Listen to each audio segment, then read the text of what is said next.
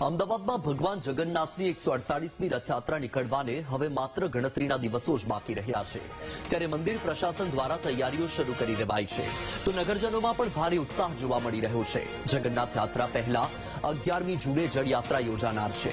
જળયાત્રામાં 108 કળશોમાં સાબરમતી નદીનું પાણી ભરવામાં આવે છે, જેને લઈને શ્રદ્ધાળુઓ દ્વારા કળશને સુશોભિત કરવાનું કામ થઈ રહ્યું છે।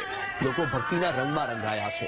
એક તરફ મંદિરમાં શણગાર પૂજા વિધિઓની તૈયારીઓ ચાલી રહી છે, બીજી તરફ શ્રદ્ધાળુઓમાં ભારે ઉત્સાહ છે અને મંદિરના સેવા કાર્યોમાં ભક્તો જોડાઈ રહ્યા છે।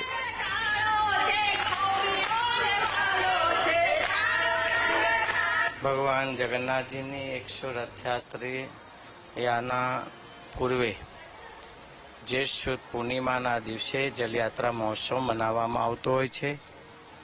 આ જલયાત્રાના અનુસંધાનમાં જેવી રીતે કે મંદિર પ્રશાસન દ્વારા 108 કળશ, ધજા, પતાકા, નિશાન, ડંકા, છત્ર, ચમર, છડી, હાથી, ઘોડા, બેન્ડ આ તે સાથે જલયાત્રા મહોત્સવ અનેક સંતો, મહંતો અને ભક્તોની ઉપસ્થિતિમાં મનાવવામાં આવતો હોય છે અને આ વર્ષે પણ એ રીતે મનાવવામાં આવશે। મંદિર દ્વારા જળયાત્રાને લગતી તમામ તૈયારીઓ મંદિર દ્વારા શરૂ કરી દેવામાં આવી છે। જગન્નાથજીની જે જળયાત્રા છે તેમાં 108 કળશનું રંગરોગન થાય છે અને તેને સુશોભિત કરવામાં આવે છે અને જળયાત્રાના દિવસે સાબરમતીના નદીના કિનારેથી પાણી ભરી લાવી અને તેને ભગવાનને નવડાવવામાં આવે છે।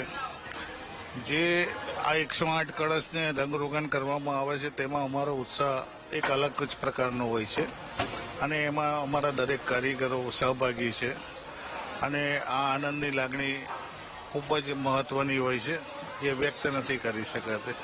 જગન્નાથ ભગવાનની 148મી રથયાત્રા છે, તો એમાં બહુ ભાવ ભક્તિપૂર્વક વાતાવરણ અમદાવાદમાં થઈ જાય છે।